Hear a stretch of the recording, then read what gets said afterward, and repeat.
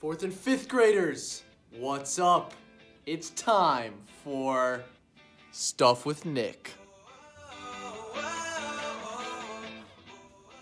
Today, we're gonna talk about puking. I guess that was a weird way to say that.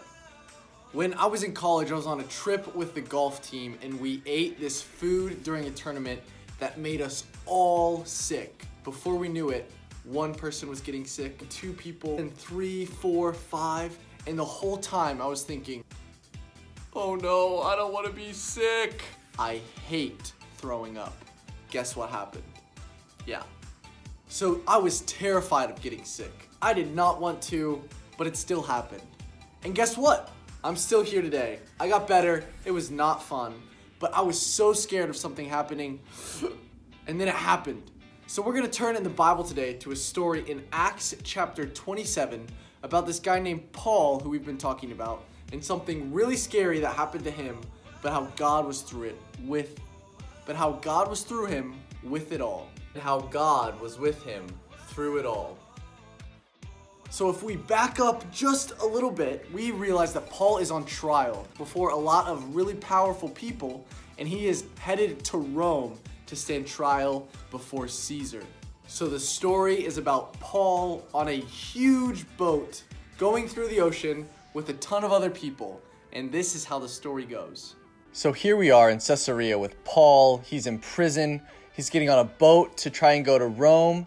But before we launch from the port, we have to know a couple things. Number one, it's a little bit late in the season to be traveling this far. It's going to get cold fast. And when it gets cold, that means it gets windy and the waves get big.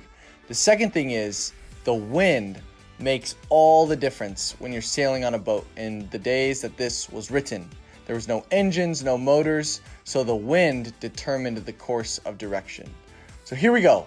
Paul and all of his other companions, they take off and they land in Sidon. That's their first stop. So after that, they go up here around this little island, and then we make it over to Myrna. Now in Myrna, Paul and his people switch boats. They find somewhere that's going to Rome, so they jump on that boat, and then they take off for Cnidus. So once they're in Cnidus, it's getting a little colder. The wind is really blowing. It's been a slow journey so far, but they keep pushing along, and they get to Crete. Now, when they get to Crete, Paul thinks this is a great place to stop for the winter. They'll wait for the spring, the warmer weather, and they will be able to make it to Rome without any problems. But the captain of the ship thinks otherwise. So here's where things go wrong. They take off, and all of a sudden, a wind comes out of nowhere that they can't control, and they get blown into the open ocean. They're going nuts, spinning in circles. They think they're going to drown. They think they're going to die. They're just waiting and hoping to be able to shipwreck onto an island, and they do. They find refuge in Malta. They crash onto the shore, and that is where our shipwreck happens. That's where our story for today ends. Can you imagine being out on the open ocean and a humongous storm comes? The waves might have looked something like this.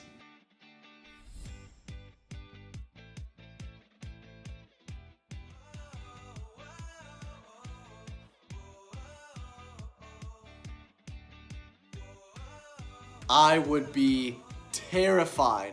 But there was an angel that came to Paul and said, Paul, listen, everything is going to be okay. You have to stand trial before Caesar. And by God's grace, all of the men around you, all 296 of them, are going to be saved with you. So Paul trusted in God and in the promise that he had. And there were bad things that were happening to Paul and happening around him. He was in prison, he was in a shipwreck, and eventually he got bit by a snake. Now, you could look at all those things and say, I don't think Paul was doing what God wanted him to do, or else all those bad things wouldn't have happened. But let me ask you a question. Do you think that if something bad happens to you or your family, that means God's mad at you? Or another question, have you ever had something really bad happen, but something really good came out of it?